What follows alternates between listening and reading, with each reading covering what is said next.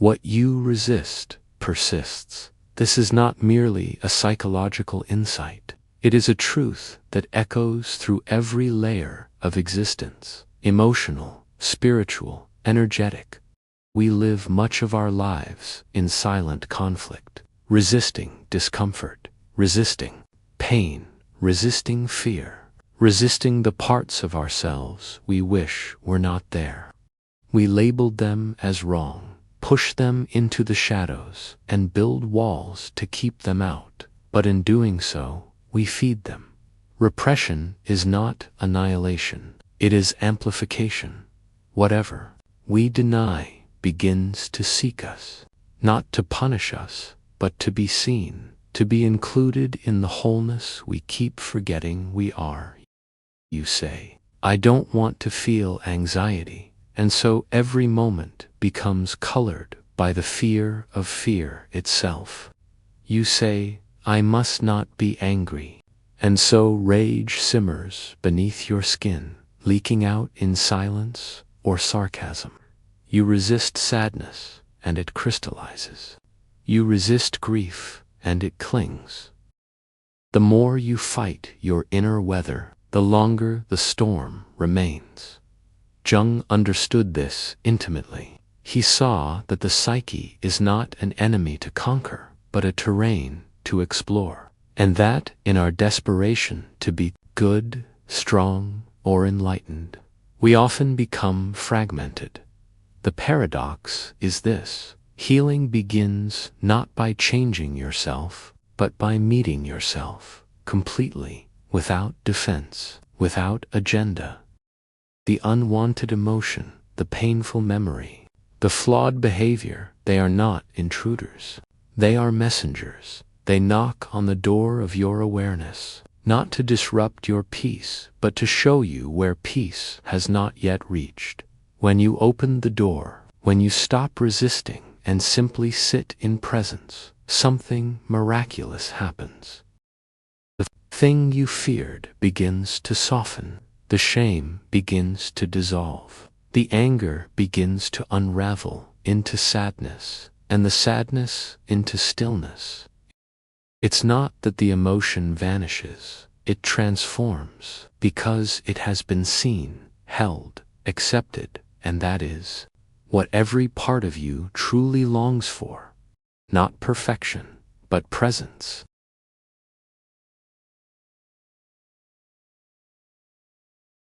To resist something is to give it form. To say, this must not be, is to clothe it with attention, to lend it weight and presence in your inner world. You don't fight what is irrelevant.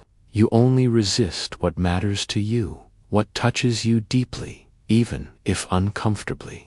And in that resistance, you unknowingly bind yourself to it. A suppressed thought grows louder. A rejected feeling returns with new costumes. A buried wound sends its pulse through every relationship.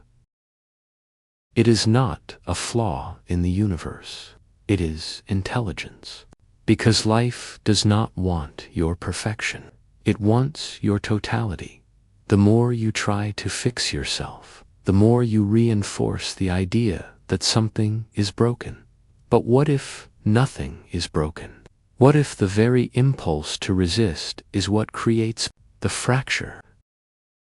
We have inherited a culture of denial, denial of fear, of vulnerability, of grief, of the mysterious darkness within.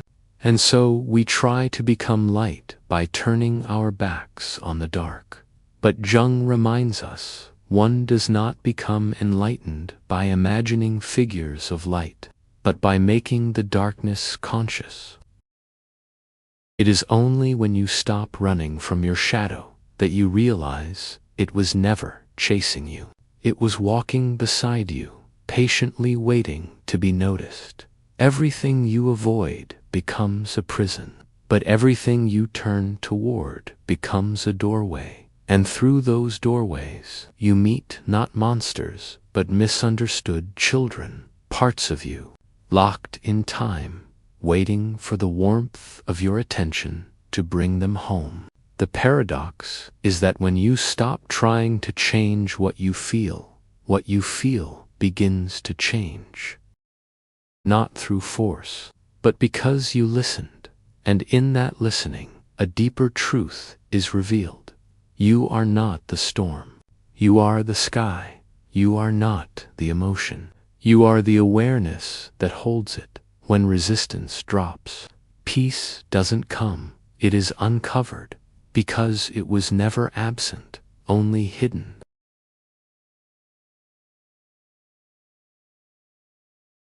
True acceptance is not resignation. It is not giving up or pretending to enjoy pain. It is simply the dropping of the inner war. The moment you say, "This too belongs. This too is life," there is an intelligence in surrender, a quiet clarity that arises when you no longer demand reality to be different. You begin to witness how your pain carries messages, how your fear points to your deepest longing, how your anger protects what you most cherish. These are not enemies to be exiled. They are visitors to be met with open hands. As the resistance softens, what once felt unbearable becomes human. The sharp edges of emotion lose their sting, because they are no longer fighting for recognition. When you resist, you become rigid, and rigidity breaks. But when you accept, you become fluid, and like water, you adapt, flow, and endure. The ego resists because it fears dissolution. It believes that if it does not control, it will not survive. But survival is not the same as living. Living begins when control ends. The present moment is not your enemy, it is your home. But as long as you are pushing it away, you remain an exile in your own life. Jung's insight, what you resist persists, is not a threat. It is a doorway.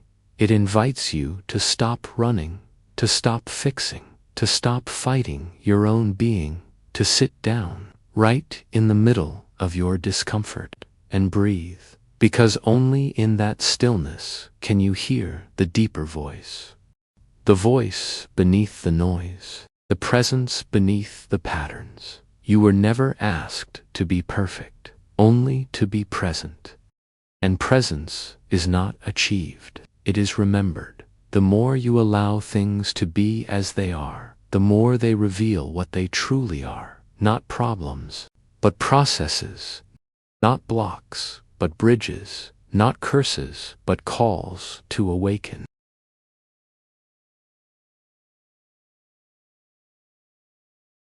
The paradox is this: when you no longer resist, what once imprisoned you begins to dissolve. Not because the pain disappears, but because you no longer identify with the struggle. You step out of the storm, not by escaping it, but by realizing you are the sky, not the weather.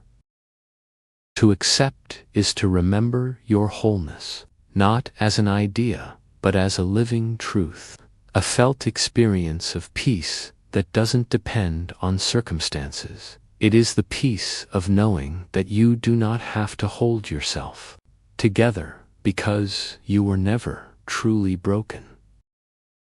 Jung once said, "We cannot change anything until we accept it." Condemnation does not liberate, it oppresses. And in those words lives a subtle, sacred wisdom. Acceptance is not passivity, it is power. The power to transform by loving what is, to embrace even the unwanted parts of yourself, until they no longer need to scream for your attention. You stop trying to fix, and instead you begin to feel. You stop running from the shadow, and instead you turn and face it, and see that it is made of the same light you carry within. In this stillness, in this soft, brave openness, a space emerges, a space where life can unfold naturally, without pressure, without control. And from that space, healing begins, not because you forced it, but because you allowed it. This is the quiet revolution of the soul, not to conquer the world, but to welcome yourself home. Let the resistance end. Let the present be enough. Let what is simply be. Because what you resist persists, but what you hold with presence transforms. And in that sacred transformation, you remember you were never separate from life. You are life, awake to itself at last.